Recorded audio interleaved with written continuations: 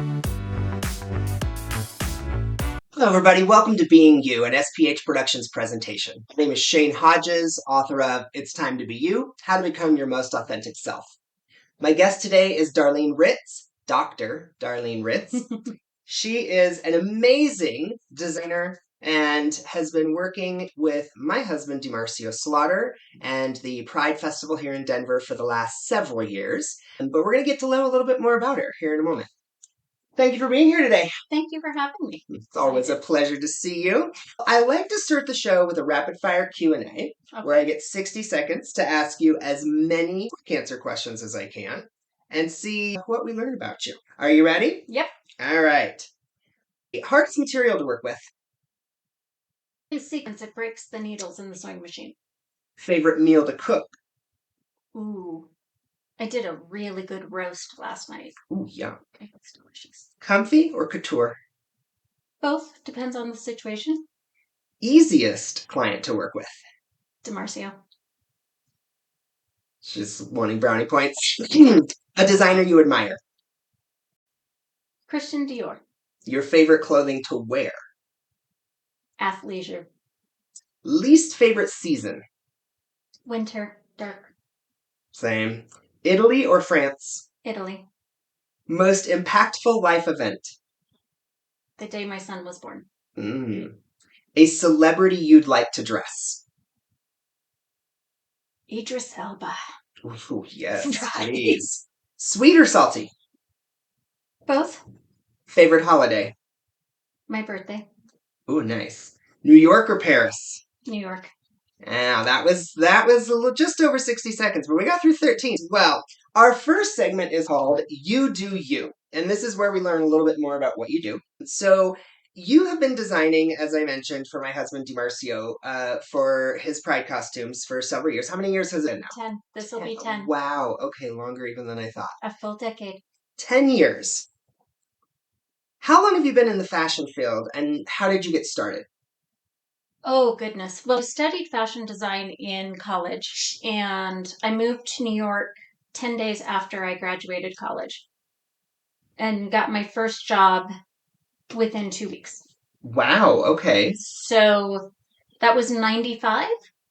So 30 years I've been in the fashion industry. What was that first job? I was an assistant designer for a budget sweater company. We called them sweaters. Now we call them ugly Christmas sweaters. Okay. How long were you there? About a year. That was not your fave? No.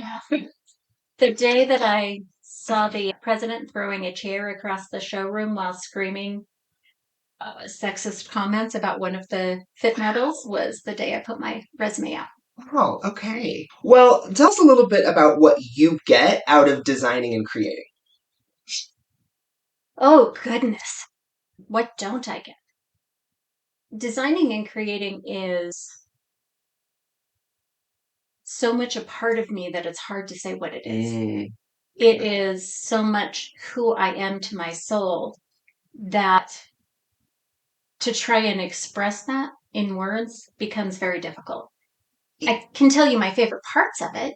Okay, go ahead. My favorite parts are when I see someone put on something that I have designed and they're feeling themselves. Yes. And yes. To know that I helped create a moment when someone else could be authentically them is my favorte part of the process. It's funny that you say that because I've seen that happen with DeMarcio, and I've seen your face when that happens with DeMarcio. So I know what you mean. Well, how old were you when you first got the bug or realized this is fun? So there were two stories that I tell. Okay. There's my first design moment. I was about 6 years old, and I had been to ballet, and the girls were making fun of me because I wasn't very coordinated. And on the way home, I was complaining and saying I never wanted to go back. And my mom said, well, can I help try to cheer you up? And I said, well, you can try, but it's not going to work. And you know how in winter light takes a different quality? It kind of sparkles. Yeah. So we're coming over the hill and my mom says, oh, that's so beautiful. Look at all the lights. It's like diamonds on velvet. And I instantly got this image of my mother wrapped in diamonds on velvet. And I designed the whole outfit in my head in that instance, and I still have that vision. Wow. I did not know in the moment that that was my first design moment, but looking back at it now, Yeah. I can see it. The second story, how I actually realized this could be a career and something that I could do for a living. I was in high school and I used to doodle in the margins and I would come up with dresses for my best friend and I to wear to homecoming or prom or whatever it was. Nice. And one day we were sitting down, we were talking about what we wanted to study in college. And do I want to study theater? Do I want to study psychology? And she said, well, why don't you study fashion design? And I said, you can do that? Okay, that's funny. And she said, yes. Yeah. And that was the moment that I realized that this could be a career. In the beginning, I know you mentioned Dior being one of your faves. Which designers have inspired you over the years? I am a little bit of an odd duck as a fashionista because I don't typically follow designers per se. What I follow is fit, construction, aesthetics. I don't necessarily follow today's couture. I see a photo or an image and I fall in love with it. Now, just to clarify, when you say a photo or an image, is it a photo or an image of a piece or is it anything? It can be anything. Often it's a piece. Okay. The year that I first worked with DiMarzio, I did Red Ball that year. And the image that inspired me for that was actually a lingerie, I wouldn't say budget, but an affordable lingerie company that had done a sort of a play on Edwardian sleepwear. Okay. And so I did the whole collection for Red Ball that year based on that image. Interesting. It's not designer, but the way that that photo shoot was crafted, I fell in love with it. Well, this sort of plays into my next question, which is how would you describe your design aesthetic?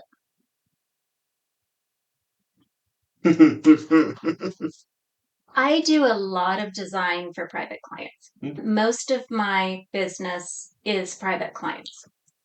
And it is the client themselves that inspires me. So my design aesthetic changes from person to person. Gotcha. When I do DCR Studios and I do ready to wear, I sometimes take, like for the most recent Red Ball, I did gold velvet, silk velvet with red jersey. So it was athleisure paired with luxe. It was comfort paired with tailor. I did some red feathers and, me and my red feathers. I do. They continue to find their way round my home. And it was like a casual jumpsuit, a halter jumpsuit backless. Okay. And it was beautiful with a gold velvet coat. Oh, wow. It was a long, beautiful velvet stole with one side was velvet, one side was feather, and a ruched dress on my other powerhouse. And, they were the openers and the closers.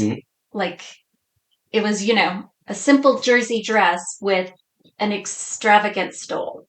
So I want to ask, you have a motto, a phrase you use that you've put on a shirt. Would you like to share that with everyone? Every body is beautiful.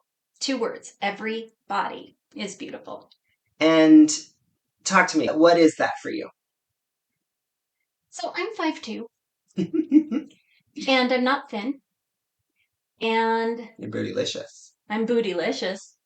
It took me a long time to appreciate my bootyliciousness. It took me a very, very long time. And I think last year was probably the first time I looked in the mirror and really liked the shape of my backside.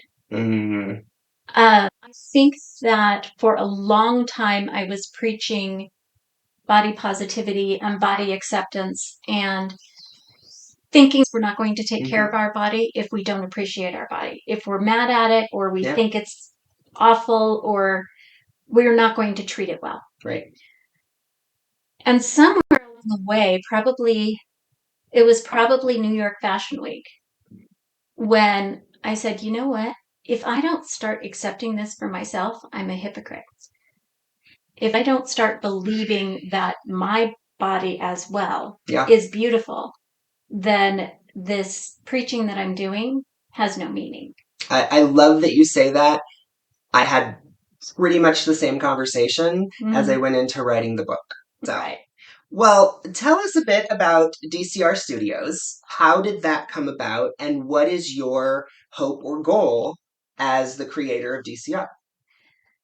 DCR Studios started because I had launched a new fashion program for education here in Colorado. Oh. I was getting all of these calls, people wanting our students to showcase at fashion shows around the city. Ah, okay. But the program was new and the students weren't ready. So I started showcasing so that I could keep those doors open for the students so the excitement wouldn't wear down. And as I started to do that, I started to remember that as I was pouring into the students and granting the students this opportunity and making sure the students were ready and being passionate about generating the next generation of fashion designers, I remembered that I also have a creative voice and that I also have things to say creatively. So that was how it started. I started to get requests to showcase in Denver, and then I was asked to showcase in London, and then I was asked to showcase in New York. And I realized that my creative message and my creative voice resonated. When I did New York Fashion Week, my models were all sorts of sizes. I had very tall, bootylicious models. I had very small dancer body models. And the crowd reaction to that show was beyond anything I have ever heard or experienced or seen. I'm getting chills right now. I love that. It was really affirming to me to understand how much the consumer needed to hear this. Yeah. That you could rock a runway at 5'2", you could rock a runway at 6'2". As a gay man who is and has been heavily involved in the queer community, it comes back to that phrase of representation matters. It does. It's so important. It does. You mentioned London, you mentioned New York, and that may or may not answer the next question, but thus far, which project do you feel has been your greatest achievement professionally? Oh, goodness. The one that feeds me the most is Pridefest. Why is that? Things I get to do and the pieces I get to work on and the fabrics that I get to use are so fun. However, the moment that I remember the most, remember the year that he did The Greatest Showman? Oh, yes. And he was doing the opening number, and it was, "This is the greatest show." Yeah. And there's that break where it goes from the Hugh Jackman voice to the Zac Efron voice. Yep. And DiMarcio came out on stage and just did one of these. I was standing in the galley. And okay. as I was standing there, the crowd behind me just roared. They just roared. And it rolled through me up to DiMarcio. Yeah. He actually talked about that in his interview. Oh, yeah. Yeah. It's amazing. It's a force. It's a force. To know that all of these people that were standing behind me were in that moment not only allowed to be their authentic selves, but celebrated their authentic selves. Yes. To be able to celebrate, not just accept, not just tolerate, but celebrate their authentic selves in that moment. And to know that something that I had created had a tiny little bit to do with that. Let's not minimize. It changed the way that I look at the work. Was such a moment of understanding how important this celebration is. Yeah. So that feeds me more than anything. Love that. Well, thank you so much for sharing. I always enjoy seeing the new creations, and even with seeing his drawings or hearing him talk about it until I actually see what you've turned into reality. It's so fun. It's so fun. Well, let's move into our next segment where we get a little more personal. This is Who Are You? Okay. So, you are of Italian descent. I am. In what ways, if any, is that significant to who you are? I really connect with Italy. I think that Florence is my spirit animal. And I'm pretty sure I was a Medici in a past life. I've always been drawn to the aesthetic and the ceilings. Oh, Going to Florence. I taught a fiber arts class in Florence one year. And that was so incredible. I can imagine. Yeah. Very cool. Yeah. Well, I personally have eaten several dishes that you have prepared over the years. Where'd you learn to cook? Some of it was observation from my mom and my dad. Both of them cooked. A lot of it was trial and error. Yeah. A lot of it was enjoying the process, and that's one of my creative endeavors. I do really love the process of cooking. Are you a recipe follower? If I'm making something that I haven't made before, I will follow the recipe. And then I start to tweak it and play with it and do things to it. Now, you are also a mother to a young man transitioning into adulthood. Yes. What challenges come with that? Oh my God, I didn't think we were going to make it through.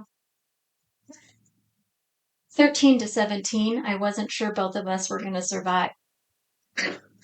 I'm shocked. Now, it's fantastic. Nice. The person he's become is so much fun to hang out with. He's 19 years old. He did a book signing on Sunday. Love it. He's done some flight hours. You know, he's a really interesting human being. Yeah. There were times that we really, really struggled. There were times that it was really difficult. There are things I wish I hadn't done or said. There are things I wish I had handled differently. As a mother, watching a child struggle and my son is Black and he went through some racial bullying and that broke my heart. Yep. And the effect that had on him broke my heart. So there were some really difficult struggles in there and some things I wanted so badly and tried so hard to change and then had to realize that it wasn't mine. And I was going to ask, what, if anything, did you learn about yourself through all of it? It's not mine. Some of it is not mine to fix. It is a very hard thing to accept. It is. When I'm working with parents, that is probably one of the things I get into most often, is recognizing as much as you want to protect them or save them or you want them to be happy, you can't control all of that. Well, what adventures would you like to experience in this phase of your life? So this is a really fun time. Now I get to think about what my next adventures are. Yeah. I want to travel. I want to go to Sicily. I want to see my ancestral home. I want to go see Istanbul. I want to do all of it. So I've made a commitment to myself that I'm going to get out of the country once a year. Love that. What's on the top of the bucket list? Sicily. Okay. Over the past 2 years, I have marked off 3 of my 4 bucket lists. Nice. I did Greece, I did Nashville, I did New Orleans. Okay. Yep. Sicily is my 4th bucket list. So once I get that, I need to start making a new bucket list. Love that. How would you describe the current version of yourself? Relaxed. Ooh, wow. Okay. That is huge. And you've known me over the past 10 I years. have, yes. And you've known that I've not been relaxed. I've seen some moments. So getting to this point has been a struggle. What do you think got you here? It's not mine. Love that. Not just with my son, Mm-hmm. but with a lot of other people and with a lot of other situations. Yeah. And with a lot of other things. It's not mine. Yeah. Well, this brings us to the wow segment of our program, which is the words of wisdom. And I like to ask all of my guests what words of wisdom they have for others regarding being your most authentic self. Accepting myself physically was a long and difficult struggle. I have had eating disorders. I have had those kinds of struggles. And that one was a really big one. So everybody is beautiful is much deeper than people know. I understand. And thank you for sharing. I appreciate the vulnerability. Thank you. It's not mine has been a huge thing for me to understand. Yeah. That would be a word of wisdom. We don't have to fix everything. Yeah. Some things we just ride through. Yeah. Yeah. I think when you can get to that place of self-acceptance, that one is tough. That one is so hard. So hard. And again, once you do, it's a life changer, game changer, big one. Well, thank you again for being here. It is always so fun to hang out with you and just chat. That being said, what information would you like to share in regard to how people can contact you, reach out to you for design work, learn more about you, see your website or other socials? The social that I keep most active is Instagram, and it's DCR Studios. You can see the logo back there. That is the one that I keep most active. Okay. I still treat Facebook like it's my own personal photo album that I share with friends. I do have a DCR Studios on TikTok. I don't keep it up as much. But anything else? DCRstudios.com. Beautiful. Has my portfolio and press. Excellent. So what do we have in the coming months? I know Pride is on the horizon. Pride is the focus right now. All right. Yeah. Well, again, thank you so much for being here. My name again is Shane Hodges, author of It's Time to Be You, How to Become Your Most Authentic Self. Thank you all for watching. Have a great day. Be yourselves.